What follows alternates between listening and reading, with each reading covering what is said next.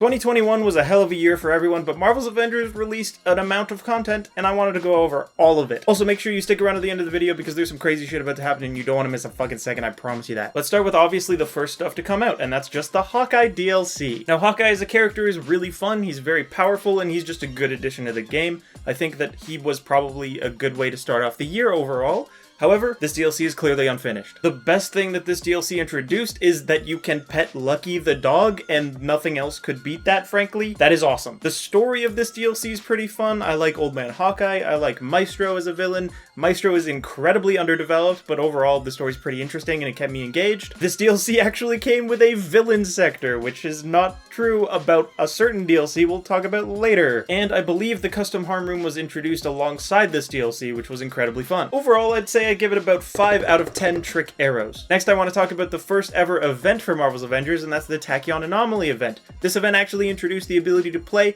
as the same hero as somebody on your squad for the first time ever. The event itself wasn't that interesting. Running around and collecting bubbles and stuff was not very fun and engaging, but it was something different at least, and it did work as a good way to test out how playing as the same hero on a squad would work, and they eventually did end up adding that in as a fully fledged mechanic.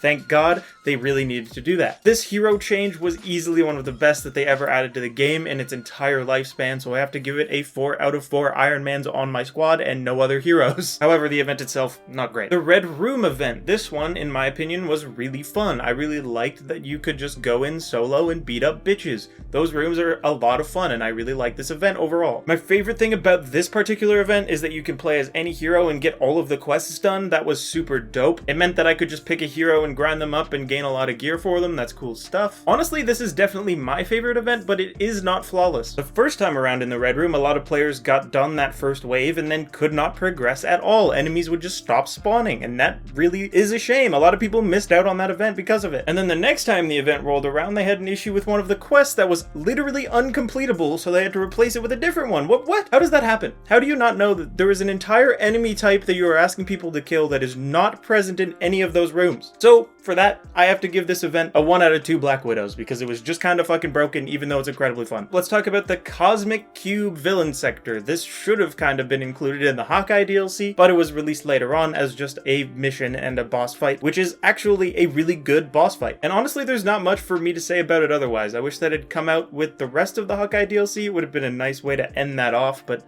I get what happened, and it sucks, but these things do happen, and I will just take it as it is and rate it based on what it is now, which is just a pretty good boss fight. Probably the best one in the game, but, you know, whatever. I have to give it 3 out of 5 Infinity Gems, or maybe 3 out of 5 Tesseracts? Does that work better? I don't know. Bro, I cannot believe that I said 3 out of 5 Infinity Gems. I obviously know there's 6 Infinity Gems. What was I even talking about? There's 6 Infinity Gems. Obviously there's 6 Infinity Gems. There's power, time, space, reality, mind, and the other one, soul. The one that nobody cares about because it's barely even in the movie, and it's a fucking bad one, honestly. But I know them all. I swear. Don't revoke my nerd card, please. The Omega level threat, the Super Adaptoid boss fight, and all of the bullshit that comes before him. I'll tell you what it is. It's pretty hard, but it's not the right kind of hard in my opinion. It's just kind of bullshit hard, and it doesn't really introduce anything mechanically new. It's just a bunch of other shit that we've dealt with put into a mission, and that's okay. But it's not really what I wanted out of an OLT. Like, look at this box mechanic. The idea is that you hit this big button here, and then you hit all of the other little buttons, and then the people get let out, and you have to do it before the timer runs out. But what they changed here is they made it really hard because the timer's really short. And it's not new, it's just like artificial difficulty. It's kind of ridiculous, and I don't love it. And that extends to the entire OLT. The boss fight, the Dreadbot fight, the bullshit that you do along the way, it's all just kind of artificially difficult and none of it's new. When you get to the Super Adaptoid boss fight, you're either totally stacked and you kill it in 30 seconds, or it's actually a hard fight, and there's no other way about it. You kill it in 30 seconds, or you're gonna have a bad fucking time. And it's not a hard boss fight that is good either. It's just a hard boss fight that spawns a bunch of shit and overwhelms your senses and kills you based on that. And normally it will kill you. I have only beaten the OLT a couple of times. That was not because it died in the first 10 seconds of entering the boss fight. It is ridiculous. It should not be that ridiculous to beat that boss the regular way that it is intended to be defeated. I shouldn't have to min-max and play with people that are a million times better than me in order to beat that boss fight. And because all of that, I have to give the OLT 1 out of 4 Super Adaptoid clones. Wasteland Patrol. Lamau. The War for Wakanda expansion, the expansion that introduced Black Panther, the expansion that introduced the entire area of Wakanda. This one has some good stuff in it. It had the Crossbones and Claw boss fights, which I think were incredibly well done and really fun. Why one of them is not a villain sector?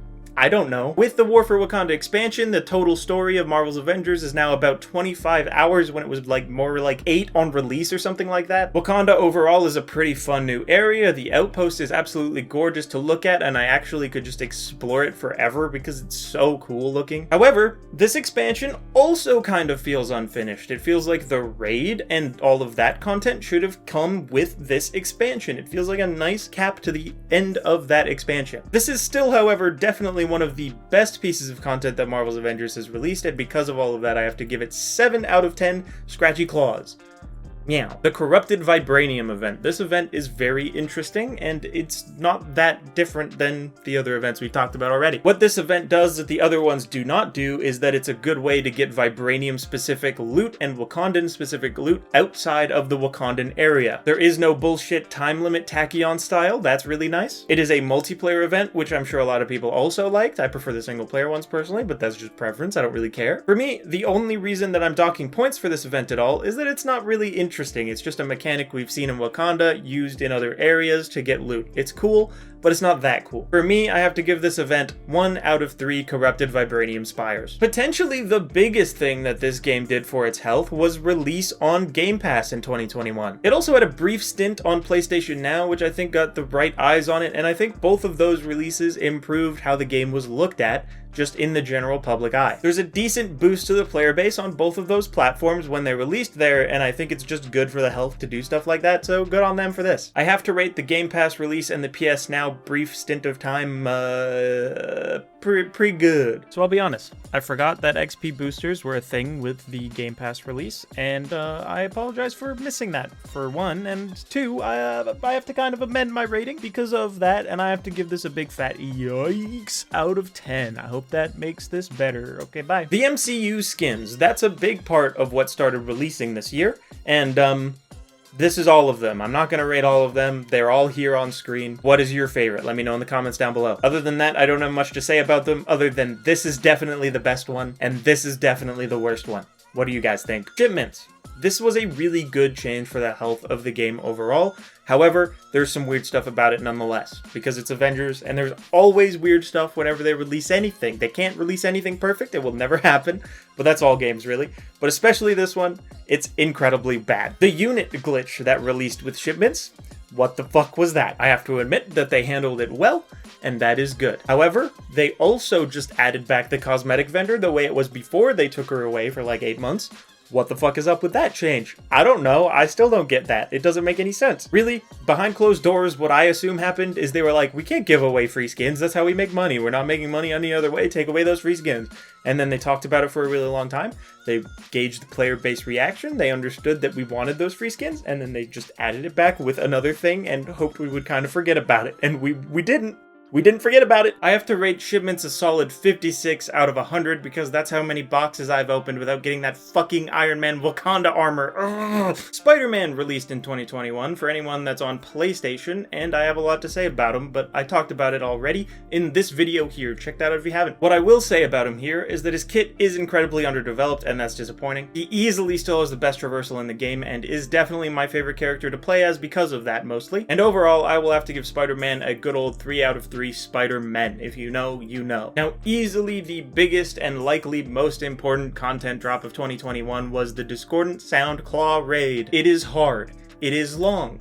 Penis joke. Communication in the raid is incredibly key. If you're going to jump in and play it with randos, I cannot recommend you do that. Flyers are incredibly good in the Claw raid, and you should have at least one on your team. The mechanics, the puzzles, and the boss fight are all, in my opinion, incredible. The loot that you get for completing the raid, I think, is also incredible and very interesting to read. It's the best loot that I've seen in this game so far. However, with all of that said, there are still connection issues, crashes, and many other problems that players experience, especially way worse upon the initial release of this raid. Upon release, I could not have recommended anyone even attempt the raid, because if you sit there and you play for like an hour and a half, 2 hours, and then you get disconnected right at the final moment or even along that process, you're going to be upset, and that will have been a big annoyance in your day. And I cannot advise you go into the raid unprepared or without people that know probably at least a little bit of what they're doing. I could not have done the raid if I didn't have awesome people with me, teaching me how it goes,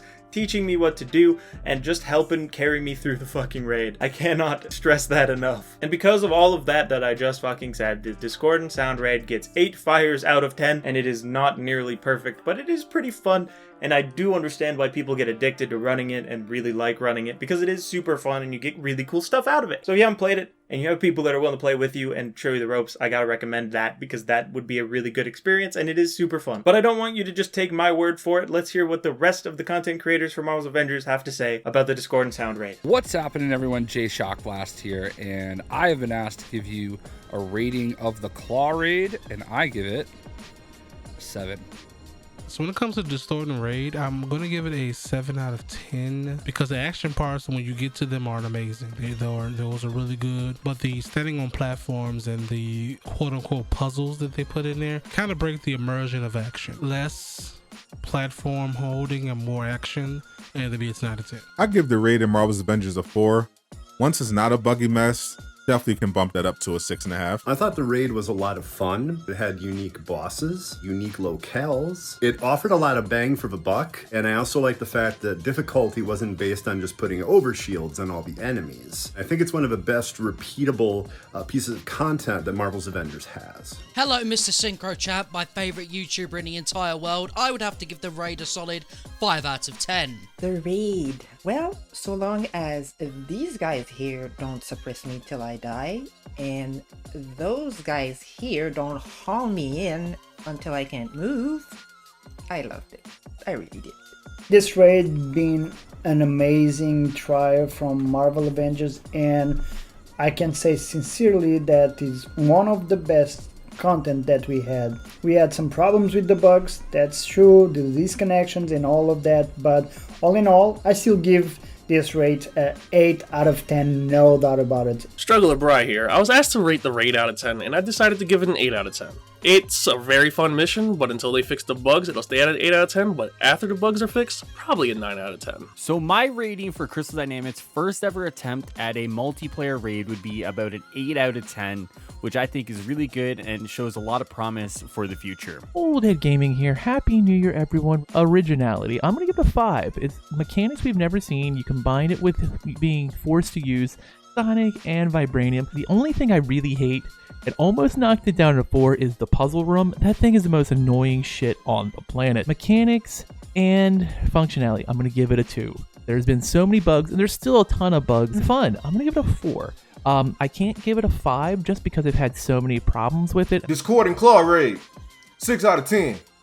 Sub to SyncroChamp, or I'm gonna come steal all the milk out your house. Yo everybody, I'm Cute Little Chaos Kitty, and I rate the raid 7 out of 10 paws. Casual Avenger here, and I think the raid, when everything works as it should, is a solid 8 out of 10 in terms of being fun but somewhat challenging. But right now it's still kind of buggy, so I have to give it a 6 out of 10. But once it's tuned up a bit more and we get join in progress, it's definitely a solid 8. And shout out to my man SyncroChamp. Make sure you guys like and subscribe because he is awesome. VA in Scotland here, and I'm giving the Claw Raid a 6 out of 10. Solid work, but could be better. What's shaking, people? It's your boy Doomkiller HD. Sit back and relax. You are now rocking with the best. I would say the raid is probably a 7. But, you know I do fire or trash. So on a scale out of fire or trash, the raid fire, baby. Let's do it. Lazily bon ton roulette, which means let the good times roll. This is BrockSolid12 giving my review of the raid in Marvel's Avengers. Personally, I'd score it a 7 out of 10 just because of the bugs and glitches that are holding a lot of players back. But the execution of the new content is great. The new puzzle mechanics are awesome. So hopefully moving forward, they end up fixing what's wrong with it, and there's more content like the raid in 2022. Happy New Year. Yo, what's going on, everybody? It's your boy BurstCG back here, and for a quick review of the Marvel's Avengers raid. I'm going to combine the Elite and Regular together and give them the same rating. and that rating is going to come out to 7 out of 10. Oh, hey, how's it going? So if I was going to give a rating to the Claw raid out of 10, first of all, I would give it a rating out of 20. And second of all, I would probably give it a 17 out of 20. The reason I'd give it a 17 is generally I really loved the raid. I thought it was awesome. I think it gets people to work together and to collaborate in really interesting and fun ways. And I really like the elevated threat. It really feels like you're dealing with this extinction level, danger level. The only reason I would take a couple of points off is simply because so many people experienced a lot of problems with the raid. I haven't personally. Other than that, I think it's a really fantastic piece of endgame content. So definitely a 17 out of 20. Hello everyone, Avengers Hater here. So I give the raid a 3 out of 10, and that's me being nice. They tried to do something new, so I give them credit for that, but it was just a mess. So I entirely planned on using Avengers Hater as the cap to that little cameo section because I thought it would be hilarious, and it was. But this is also hilarious. Bloody Reckless sent me this message, and I could not help but put it right at the end here. It's the perfect send-off, and I hope you guys think so as well. I asked him to rate the raid, and this is what he sent me. Thank you, Crystal Dynamics, Square Enix. You guys put on a heck of a year with Marvel's Avengers. Can't wait to see what's in store for the upcoming content. It's your boy Bloody Reckless, signing out. I couldn't have said it better myself, buddy. Thank you. Also, a lot of people couldn't actually follow those directions, apparently, but oh well. It worked out. I think this was beautiful. And huge thank you to everyone who participated. I hope you guys liked that segment. I had a lot of fun asking people to participate in it, and I think it turned out really well. So let me know what you guys think in the comments down below. 2021 has been an amazing year for me as a content creator. Marvel's Avengers is a big reason as to why that is the case. So I have to say thank you if you were watching this video for being interested in the game and potentially being interested in me. And if you've clicked on any of my videos over the course of the year or anyone that was in this video's videos, then thank you very much because you are doing your part in keeping the discussion about this game going. And I can't say that that's a bad thing. So thank you again. I am blown away by how far I've come as a content creator in this past year. If we look at my chart here in April, I was getting nothing. Nothing was happening. And then I put out a Reddit video and people seem to like it. And I'm very happy that they did because now I'm here and I got to ask all of those awesome people to be in this video. So thank you very much. I'll see you guys in 2022. Make sure you like if you liked the video and subscribe if you want to see more of my content. I talk about Marvel's Avengers. I talk about superhero games. I talk about superheroes in general. If that's interesting to you, stick around. It'd mean a lot to me. Thank you very much.